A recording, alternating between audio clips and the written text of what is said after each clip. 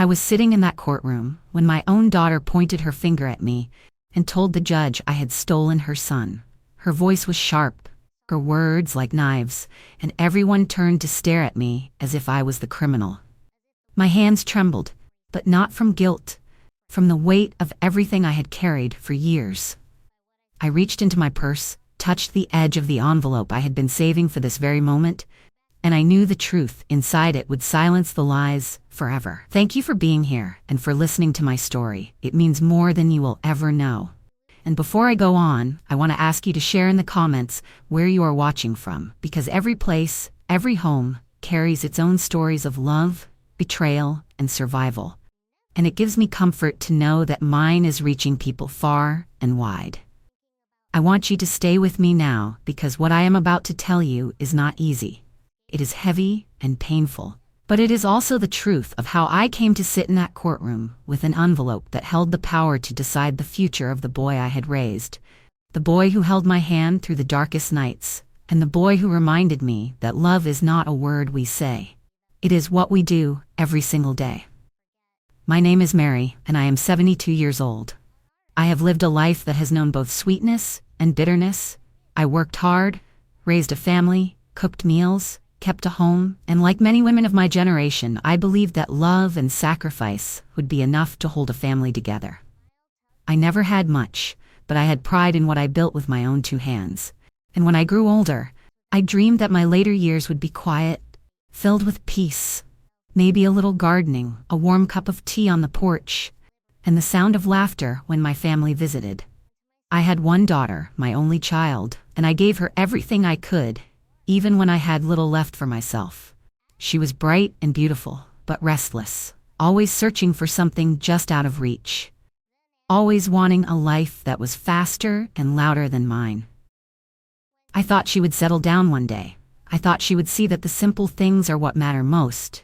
But the truth is, I never really saw the darkness she carried, or maybe I just refused to see it, because a mother's eyes can be blind when it comes to her child. I look back now and I can see the signs, the careless spending, the broken promises, the times she came home late and full of excuses. And I remember how I would cover for her, telling neighbors and family that she was just tired, that she was just finding her way, when deep down I feared she was slipping away from me. I held on tightly to hope, because that is what mothers do. We hope even when the world tells us to let go. And I never imagined that my greatest betrayal would come not from a stranger, but from the very child I had once held close to my heart. It was a Saturday morning when she came to my house with him, her arms full of bags, her face painted with a smile that did not reach her eyes. And she told me it was just for the weekend, that she needed a little time to rest, that she would be back before I even noticed they were gone. I remember the way she kissed his forehead so quickly, almost like she was in a hurry, and the way she placed him in my arms, as though she was handing off a burden she did not want to carry. At first, I believed her, because why wouldn't I? She was my daughter, and when your child tells you something, you want to trust that their word has weight, that their promise has meaning. That weekend I cooked his meals, rocked him to sleep, whispered songs into the quiet of the night, and told myself I was simply doing what any grandmother would do, stepping in to help for a short time. But then the weekend passed, and Monday came, and she did not return. I called her phone again and again, and each time it went straight to voicemail, the silence on the other end echoing louder than any words could. I left messages, kind at first, then worried, then desperate, and when none were returned, I sat in my kitchen staring at the clock, wondering what kind of trouble she had gotten herself into this time. Days turned into weeks, and the small bag of clothes she had left behind no longer fit him. And I found myself walking into stores, buying shirts and shoes, diapers and medicine, all with my own money. Money I had meant to save for my retirement. I told myself she would come back, that she just needed time. But deep down I began to feel the truth pressing against my chest, heavy and cold. The truth that my daughter had not left him with me for a weekend. She had left him because she did not want to be his mother anymore. I remember the nights I sat up by the window, the house quiet, the street empty, waiting for headlights that never came, telling myself over and over that tomorrow she would walk through the door and say she was sorry, that she was ready to be the woman I believed she could be, but tomorrow never came. The neighbors began to notice. They asked questions, and I found myself lying to cover her absence, saying she was working late, saying she was out of town, anything to protect her name, while my heart broke a little more each day. I never wanted to believe that my own flesh and blood could abandon the one person who needed her most. But every tear I wiped away, every fever I nursed, every night I held him close, was proof that she was gone. Not for a weekend, not for a season, but for years that would pass without a single phone call, a single letter, a single sign of the girl I once raised. That was the beginning of my long journey, one that I never asked for, but one I could not walk away from. Because while she had left, I stayed, and I carried the weight she had thrown onto me without looking back. The weeks grew into months, and the months turned into years, and with each passing day I felt the truth settling deeper into my bones. She was not coming back, not to take responsibility, not to hold him, not to see the firsts that every mother dreams of. I was the one who stayed up through the long nights, rocking him when fevers burned his skin, whispering prayers into the dark as I pressed cool cloths to his forehead, and I was the one who clapped my hands when he stumbled across the room on shaky little legs, tears streaming down my face because I knew his first steps would never be remembered by the woman who gave him life.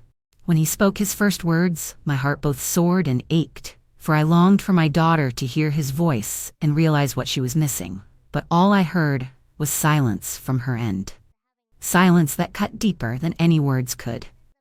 I took him to school on his first day, holding his small hand tightly in mine as he looked up at me with nervous eyes, and when he turned back to wave, calling me the name that broke and healed me all at once, I smiled through tears because I knew he saw me as both grandmother and mother, a role I never asked for, but one I would never abandon.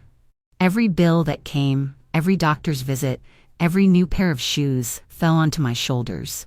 And though my body was aging, though my hands grew more tired, I carried it all, because love demanded it, because he deserved it, because I could not let him feel unwanted, not even for a moment. Yet while I poured everything I had into raising him, my heart still wrestled with the betrayal of my own daughter, the girl I had sacrificed for, the girl I had defended when no one else would, the girl who turned her back on me as if I had never mattered. I would sit late at night at the kitchen table, the lamp casting long shadows, looking at old photographs of her when she was little. Her smile wide and innocent, and I would ask myself what went wrong, what I had done, what I had missed, and why she could leave me with this heavy task and never once look back. I thought of the times she would burst through the door when she was younger, laughing, filling the house with noise, and I compared it to the stillness of now, where only his laughter echoed, a sound both beautiful and tragic, because it was a sound she chose not to hear. The betrayal was not just in her absence, it was in the way she erased herself completely, leaving me to patch the holes she left behind, leaving me to explain to him why his mother never came, crafting gentle words that tried to hide the sharp truth that she had abandoned us both. I swallowed my pain day after day, pouring every ounce of myself into him. And though my body grew weary, my heart grew stronger because I realized that love, real love, is not about blood or names. It is about who stays when the storms come, and I was determined to be the one who stayed. 5 years slipped by like that, years filled with scraped knees, school projects, bedtime stories, and quiet mornings when I would watch him eat his breakfast while the sun rose through the kitchen window. And in those moments, I felt both blessed and broken. Blessed because I was given the chance to raise him with the love he deserved, and broken because his mother had chosen absence over presence. I shielded him from questions as best I could. I became both comfort and protector, but inside me there was a growing ache that never seemed to fade, a wound that deepened each time the phone failed to ring or the mailbox stayed empty. Then one afternoon, as I was folding laundry and humming softly to myself, a neighbor knocked on my door and mentioned casually that she had seen my daughter in town, walking hand in hand with a man I had never heard of, laughing like she had no cares in the world. My heart dropped, not because she had returned, but because she had not come to see him, had not come to explain, had not come to make things right.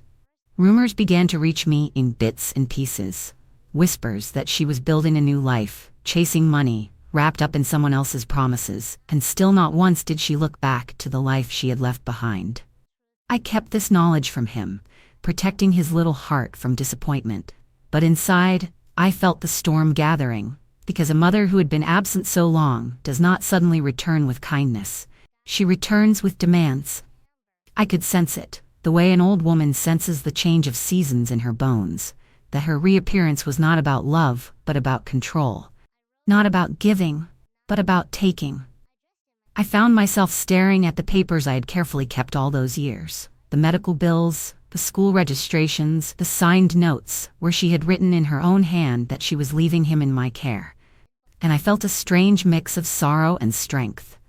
Sorrow for the daughter I no longer recognized, and strength because I knew that if the day came where she tried to take from me what she had abandoned, I would not bow.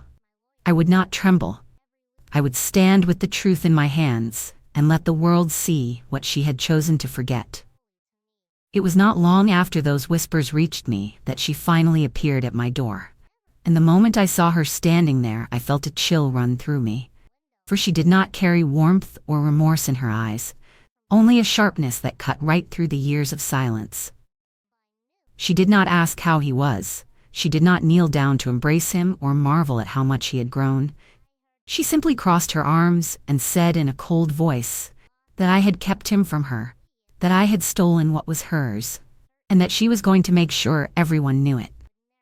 I stood there trembling, not because I was afraid of her words, but because I could not believe that this was my daughter. The same little girl I once carried in my arms, now grown into a woman who could look me in the face and accuse me of something she herself had done. He peeked from behind my skirt, confused and frightened by the sharpness of her tone, and I gently ushered him away to his room so he would not hear the venom she poured out. She warned me that she would take me to court, that she would prove I had kidnapped him, that she would tear apart everything I had built with my own sacrifice. And for a moment I almost faltered. But then I remembered the years of silence, the birthdays missed, the tears he cried in the night, and the letters she signed in her own hand. I let her finish her threats. I let her spit out every bitter word. And then I told her calmly that if she wanted to fight me, she would not be fighting against stories or excuses. She would be fighting against the truth. And the truth was something I had kept safe for a very long time. When she slammed the door behind her, the sound echoed through the house like a storm breaking, and I stood there with my hands shaking, knowing that the storm had only just begun. But also knowing that I was ready to face it, because I had already carried the hardest part, and I would not let her take him away with lies. The days after that confrontation were some of the heaviest of my life, because I knew her threats were not empty words. I knew her well enough to understand that once she set her sights on something, she would not stop until she got it, even if it meant tearing apart the very foundation of the family she came from. I remember lying awake at night, the house quiet, except for the soft sound of his breathing in the next room, and I stared at the ceiling, wondering how my daughter had turned into someone who could look at me as if I was her enemy. I thought about all the sacrifices I had made, the times I had gone without so that she could have what she wanted, the countless nights I had defended her to others when they doubted her, the years I had poured into raising her to be a woman I could be proud of. And yet here she was, preparing to drag me into court as if I was a stranger who had wronged her. The notice came in the mail not long after, crisp papers folded neatly inside an envelope that felt heavier than stone in my hands, accusing me of kidnapping, accusing me of holding on to something that was never mine. And as I read the words, I felt my heart pound with both rage and sorrow. She wanted custody. She wanted money. She wanted the recognition of being a mother without having lifted a hand in those 5 long years. And I sat at the kitchen table with that paper spread before me, and I cried like I had not cried in years. Tears of grief for the daughter I had lost. Tears of fear for the boy who trusted me completely. and tears of exhaustion because I was so tired of carrying everything alone. But once the tears dried, I felt something else rise up inside me. A steadiness, a quiet strength that reminded me of who I was and what I had endured. And I knew that this time I would not let her crush me. I went to the cupboard where I had kept every record, every receipt, every letter she had left behind, and I laid them out one by one on the table. The proof of years of sacrifice, the undeniable evidence of her choice to walk away. There were medical bills with my name, school enrollment forms with my signature, and even her own notes where she had written in her hurried hand that she was leaving him in my care, asking me to raise him because she could not. She had forgotten about those words. She had assumed I would never keep them. But I am a woman who has lived long enough to know that truth must be protected, because one day it might be the only shield you have. I gathered it all and placed it carefully into a single envelope, sealing inside not just papers, but the story of 5 years, the story of nights without sleep, of meals cooked with tired hands, of tears wiped from small cheeks, and of a love that never gave up. That envelope became my sword and my shield, and I promised myself that when the time came, when she stood before me in court and tried to strip away what was never hers to reclaim, I would place it in front of the judge and let the truth speak louder than all her lies. I remember sitting back in my chair after tucking the envelope into my purse, a deep calm washing over me. Because while I had lost my daughter to bitterness and greed, I had gained a strength I did not know I still possessed. And with that strength, I would walk into the storm and not be moved. The morning of the hearing arrived, and I can still feel the way my heart pounded as I dressed carefully, smoothing down the same plain skirt I had worn on so many Sundays, telling myself that today was not about appearances, but about truth. I held his small hand as we walked toward the courthouse, his eyes wide with curiosity, unaware of the battle about to be fought over his very life. And I whispered to him that everything would be all right, even though deep inside I was praying that those words would prove true. When we stepped inside the building, the air felt cold and heavy, filled with the murmurs of strangers, and I could feel eyes on me as if everyone already believed the story she had painted. That I was some thief who had stolen what was not mine. My daughter stood across the room, dressed neatly, her head held high, her face arranged in an expression of wounded innocence. And for a fleeting second I searched her eyes for the little girl I once knew, the girl who had laughed in my kitchen and called me mother with love. But she was not there. She had long since vanished into someone hardened by selfishness and pride. I sat quietly, my purse resting against my lap, the envelope tucked safely inside, my fingers brushing over its edges like a prayer bead, reminding myself that I had more than stories. I had proof. And when the time came, I would not falter. The judge entered, the gavel struck, and the case began. Her lawyer rising with practiced ease, painting a picture of abandonment, claiming that I had manipulated the situation, that I had refused to return what was hers, and I listened in silence as every word dripped with accusation. She even cried, her voice breaking as she told the court that she had been robbed of her right to be a mother. And I felt the sting of those lies deep in my chest, because for 5 long years she had chosen absence, and now she stood there demanding recognition, as if sacrifice was nothing but a title to claim. I sat still, my hands folded, my eyes lowered, but inside me a fire burned steady, because I knew that the moment would come when the truth would no longer be hidden, and when it did, no performance, no polished lie, no bitter accusation could stand against it. When it was her turn to speak, she rose from her chair with practiced grace, every step measured, her eyes glistening as though tears would fall at any moment. And she spoke with a voice that trembled just enough to draw sympathy, telling the court that she had left her son with me for only a short while, that I had refused to return him, that I had poisoned his mind against her and stolen years of his life. She clutched her hands together, shaking her head as if in grief, and I watched the way some in the courtroom leaned forward, their faces softening, believing her words as if they were gospel. And for a moment I felt the weight of defeat pressing down on me. But then I remembered the nights alone, the bills stacked high, the endless hours of care, and the countless times I had begged her to come home, and all of that steadied me. She went on, raising her voice just enough to echo through the room, painting herself as the victim, as the wronged mother, and I listened with a heart that hurt not only for myself, but for the truth she was burying beneath her performance. I could almost feel her triumph as she finished, her lawyer nodding with satisfaction, her eyes darting toward me as if to say that the battle was already won. Yet even as she sat down, I placed my hand gently on my purse, feeling the envelope within, and I told myself to stay calm, to stay patient, because the moment was coming when all her lies would collapse beneath the weight of her own handwriting. And when that moment arrived, it would not be me speaking. It would be the truth itself.